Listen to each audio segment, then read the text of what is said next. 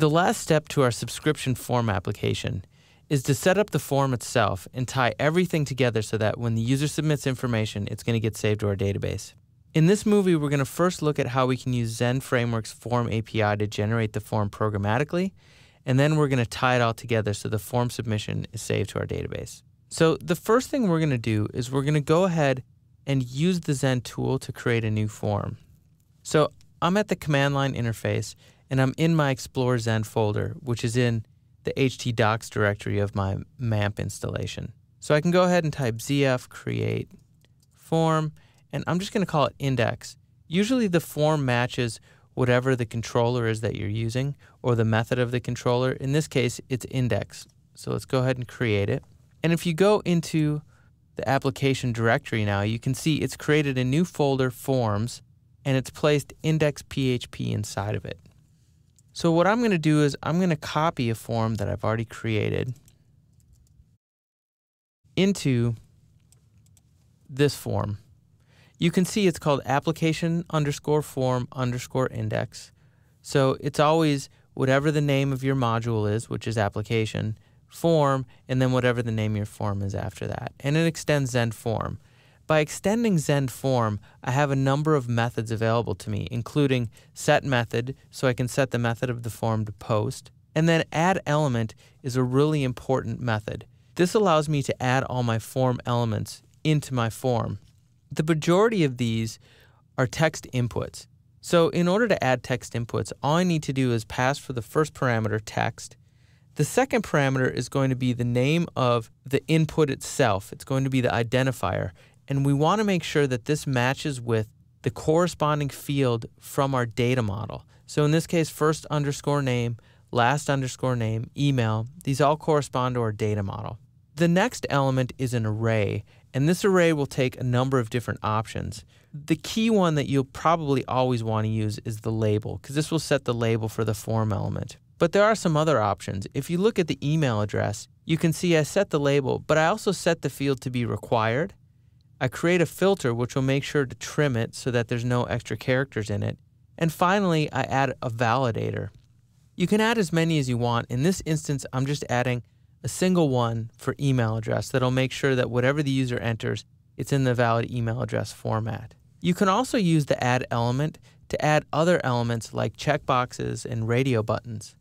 You can see the way that it works is slightly different. On line 42, I'm adding a new element. When you do it this way, you essentially pass an object in, and the object is going to be some instance of a Zend form element. In this case, I'm using the multi-checkbox, and I'm calling it interests. I'm passing through all the multiple options that are available. I also do the same thing to add a radio button, so the user can select how many tours they've been on. You can add a text area. It's pretty much similar to adding a text input. Finally, I add a submit button, and you can set the label if you want to. The last thing I do is I add a hash element. This provides protection for me from cross-site hacks. So now that I've got my form all built, the next thing to do is to add it into my controller and into the view. So let's go ahead and go into the view itself. So I'm going to go into the index.php, and you can see this already has the old form in it. So let's go ahead and highlight that entire form, and let's just get rid of it. Since we're going to replace it with our existing form, we don't need it any longer. So now I'm going to go ahead and I'm going to use in a PHP block, I'm going to call a special function. In this case, I have a property called form that's going to be passed into me from the controller, and I'll show you how I do that in a second. And it will have a set action method. The action is going to determine where the form is going to be submitted to. In this case, I'm going to send it to this URL. So it's essentially going to submit to the current page. And then the next thing I need to do is simply echo the form itself, which will output it into my view. Since I removed the old form, I want to go into my old layout and get rid of things that related to that old form. Specifically, I had a couple JavaScripts up here on lines 6 and 7 that I can remove. Since it was built in Dreamweaver, they were using the Spry framework to create it. There's also a code block down at the bottom around line 50, and I can get rid of that as well. That's just going to prevent any JavaScript errors that might have occurred from having that additional scripting. The final thing that I need to do is add this element into the controller itself. So you can see in the index action, all I really need to do in here to output the form is set that property. So this view form equals form. And then I'm going to create that form object. And all it's going to be is a new instance of that form that I created. Application underscore form underscore index. So make sure you save everything. And let's go ahead and run it. So you can see here, I've got my design wrapped.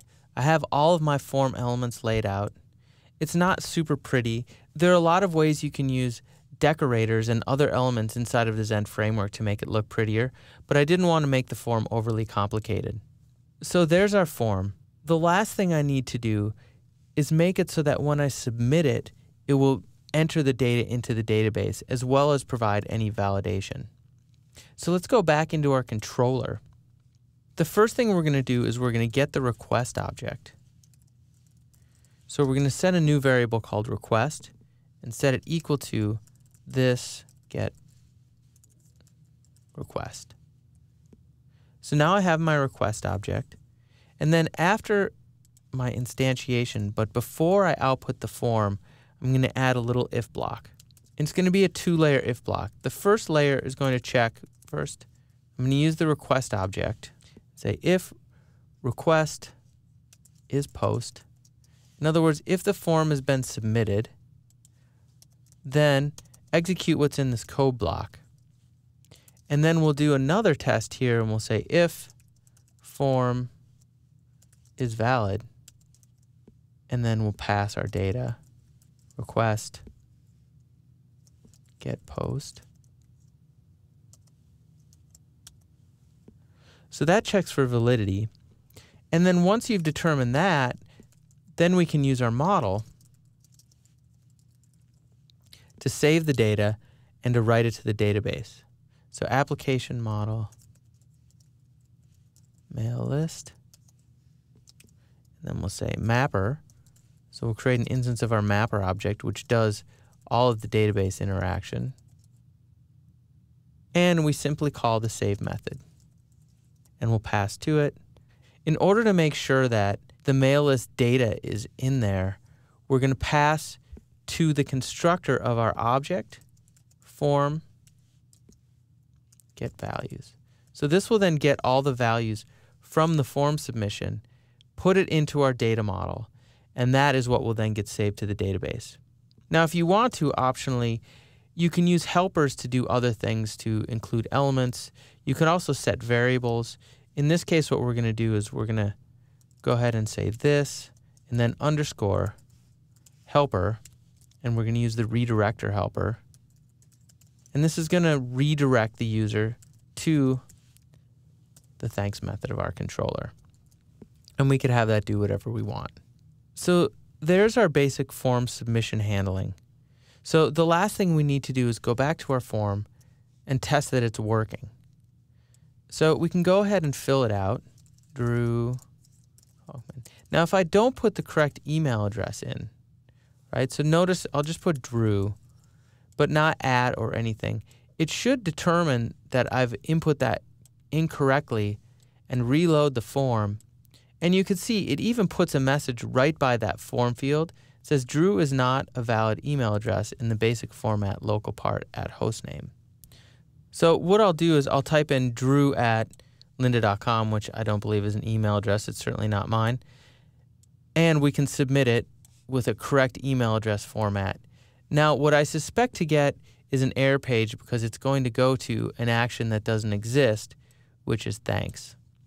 But basically, it's all working. So we've implemented it all. So this is a Zend Framework application in action. You can see there's a few more steps involved than writing a basic PHP application, but the result is a much more organized code base. The Zend Framework does take a little getting used to. There are a lot of features, but there's also a lot of complexity getting started.